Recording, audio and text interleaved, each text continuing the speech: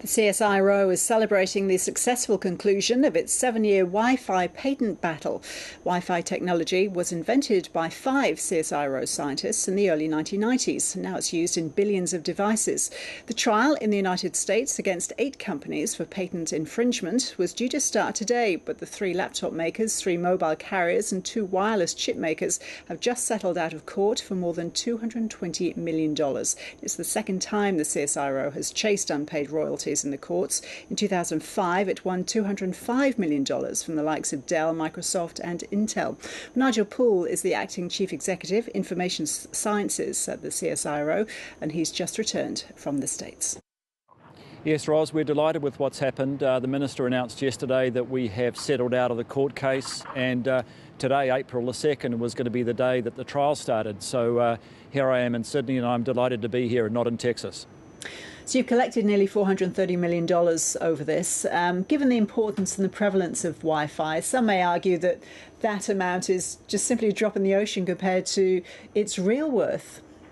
Yes, I've heard that suggestion, but I can tell you from CSIRO's perspective, we're delighted with the amount of money. It's the largest amount of money that we will receive or have received for any invention that we've created. And it's a very significant amount of money that any invention has collected worldwide. And so, yes, there's been a lot of devices sold, but we're focusing on the amount of money we brought back to Australia, and we're absolutely delighted with that amount. Have you worked out how you're going to spend that money? Oh, we haven't. We've literally just got back to Australia. There's lots of discussions going on. Of course, the Minister announced yesterday that half of the money will go to the government. We've got no problem with that. The taxpayer of Australia and the government's is our stakeholder, and so we'll work that out over the coming months. And obviously, we've still yet to collect the money, so we shouldn't be thinking about spending it until we've collected it. Would you say that inventing Wi-Fi is one of CSIRO's greatest achievements? We do. We've talked about that question a lot, and obviously we've worked in a range of areas over the last 80 years.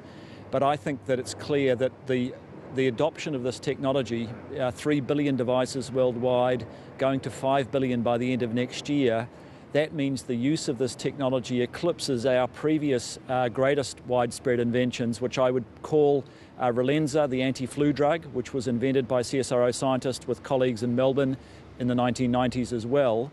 And also polymer banknotes. There's obviously a lot more polymer banknotes out there than there are Wi-Fi devices, but polymer banknotes at this stage are only in 28 countries, whereas wireless technology it's everywhere you go. Doesn't matter where the hotel or where the cafe is. There are people surfing the internet and communicating with their devices. Nigel Poole, thank you. Thanks very much, Ros.